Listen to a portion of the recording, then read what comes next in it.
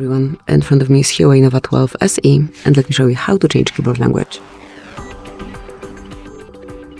First of all, open new message or any other area where you can input some text.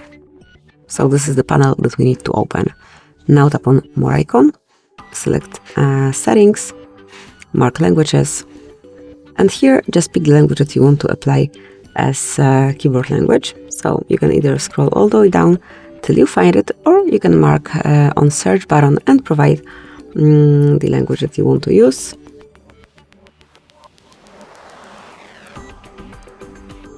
Wait till it's downloaded.